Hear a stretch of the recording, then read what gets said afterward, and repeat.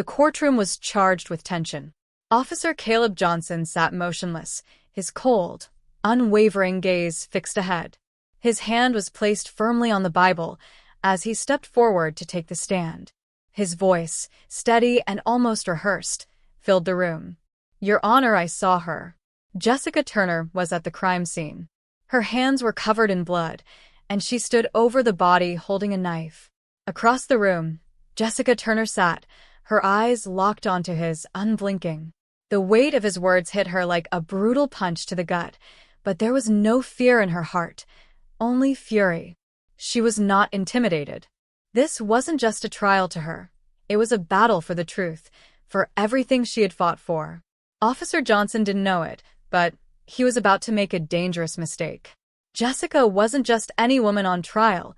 She was an FBI agent, and she wasn't going to let him ruin her life with his lies. How had it come to this? How had Jessica, a respected agent who had dedicated her life to fighting corruption, found herself in the middle of a courtroom, falsely accused of a murder she didn't commit? The answer was simple, though chilling. Officer Caleb Johnson wasn't just a rogue cop. He was part of a dark and dangerous criminal network. He had framed her, set her up for murder, all to silence her and prevent her from exposing the deep-rooted corruption that festered within the system. As the trial dragged on, Jessica knew that this was no longer just a fight for her freedom. This was a battle for justice, for the truth to come to light. She had to expose the lies before they swallowed her whole. Jessica had always been about justice. As an FBI agent, she had solved countless cases, put dangerous criminals behind bars, and upheld the law. But now, she found herself on the other side of that law, facing accusations that threatened to destroy everything she had built. What hurt most wasn't the accusation itself. It was the fact that Officer Johnson, someone she had once worked alongside and trusted, was trying to tear down everything she had worked for. She had spent her life exposing corruption and standing up for the truth. Yet now, the very system she had given everything to was being turned against her.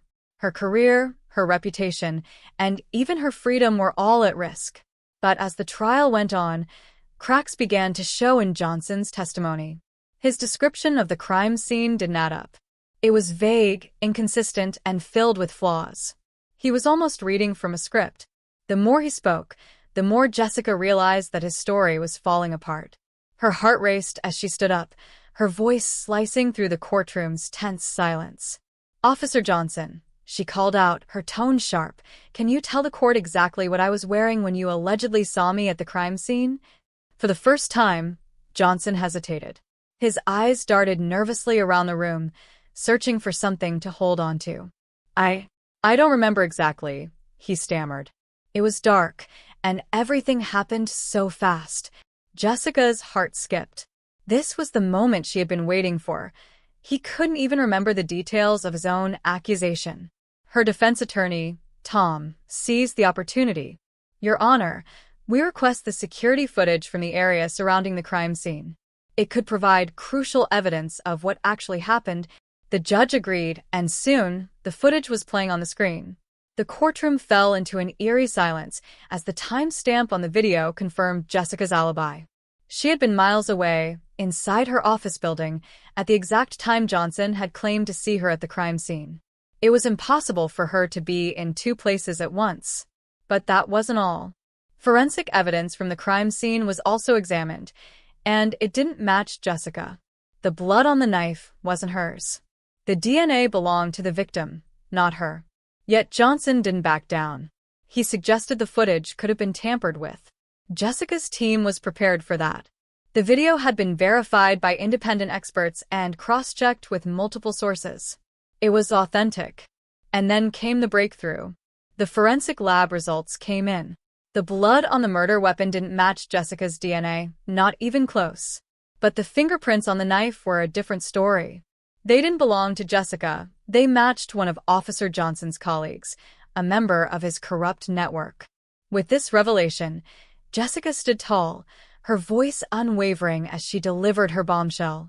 "Your Honor," she began, her voice calm but heavy with conviction, "I am not just the woman on trial for murder. I am an FBI agent investigating a network of corrupt officers.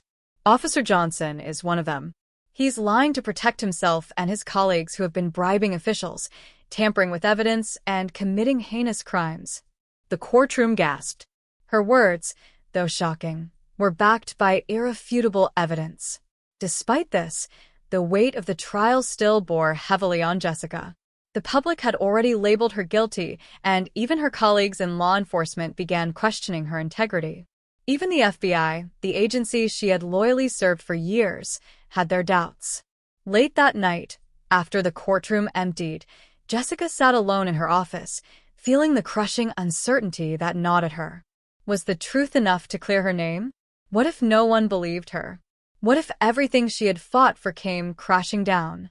Her phone buzzed. It was a message from her partner at the FBI.